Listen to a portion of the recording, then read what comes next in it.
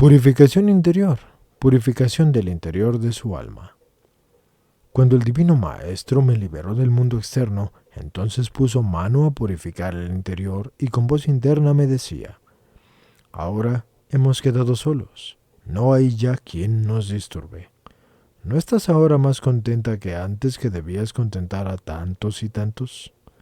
Mira, es más fácil contentar a uno solo.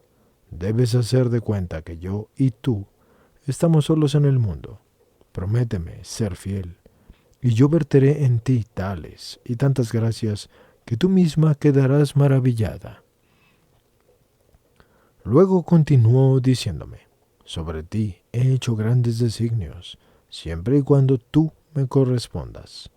Quiero hacer de ti una perfecta imagen mía, comenzando desde que nací hasta que morí.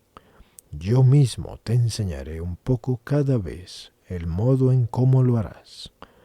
Y sucedía así. Cada mañana, después de la comunión, me decía lo que debía hacer en el día. Lo diré todo brevemente porque después de tanto tiempo es imposible poder decirlo todo.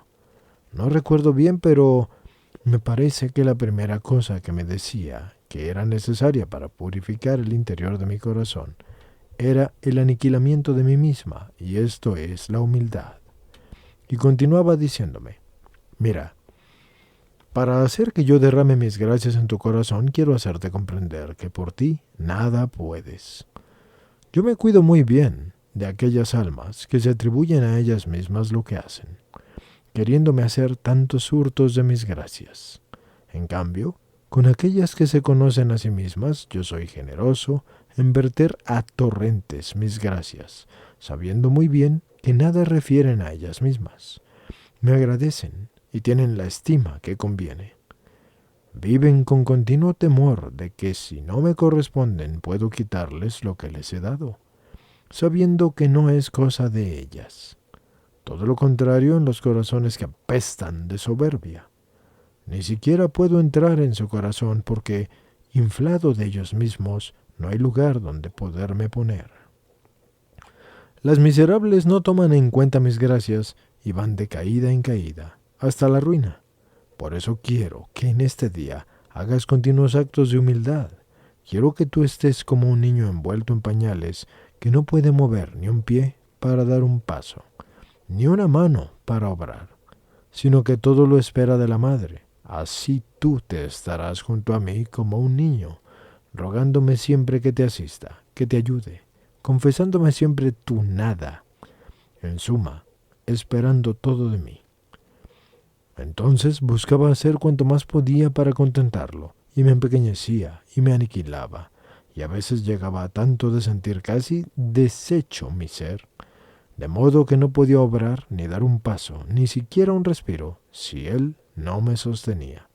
Además me veía tan mala que tenía vergüenza de dejarme ver por las personas, sabiendo que soy la más fea, como en realidad lo soy aún.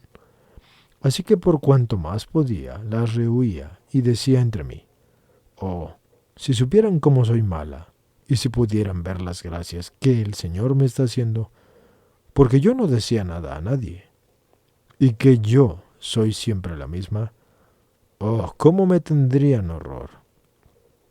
Después en la mañana, cuando iba de nuevo a comulgar, me parecía que al venir Jesús a mí hacia la fiesta, hacía él una fiesta por este contento, porque sentía al verme así tan aniquilada y me decía otras cosas sobre el aniquilamiento de mí misma, pero siempre de manera diferente a la anterior. Yo creo que no una, sino cientos de veces me ha hablado. Y si me hubiera hablado miles de veces, tendría siempre nuevos modos para hablar sobre la misma virtud. Oh, mi divino Maestro, cuán sabio eres, si al menos te hubiera correspondido. Recuerdo que una mañana, mientras me hablaba sobre la misma virtud, me dijo que por falta de humildad había cometido muchos pecados, y que si yo hubiera sido humilde, me habría tenido más cerca de él, y no habría hecho tanto mal. Así que me hizo entender cómo era feo el pecado, la afrenta que este miserable gusano había hecho a Jesucristo, la ingratitud horrenda, la impiedad enorme, el daño que le había venido a mi alma, y quedé tan espantada que no sabía qué hacer para reparar, y hacía algunas mortificaciones, y pedía otras al confesor, pero pocas me eran concedidas, así que todas me parecían sombras, y yo no hacía otra cosa que pensar en mis pecados, pero siempre más estrechada a él. Tenía tal temor de alejarme de él y de actuar peor que antes, que yo misma no sé explicarlo. Y yo no hacía otra cosa cuando me encontraba con él que decirle la pena que sentía por haberlo ofendido, y le pedía siempre perdón, y le agradecía porque había sido tan bueno conmigo, y le decía de corazón: mira, oh Señor, el tiempo que he perdido mientras que habría podido amarte.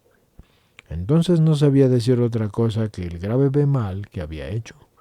Y finalmente un día, reprendiéndome, me dijo: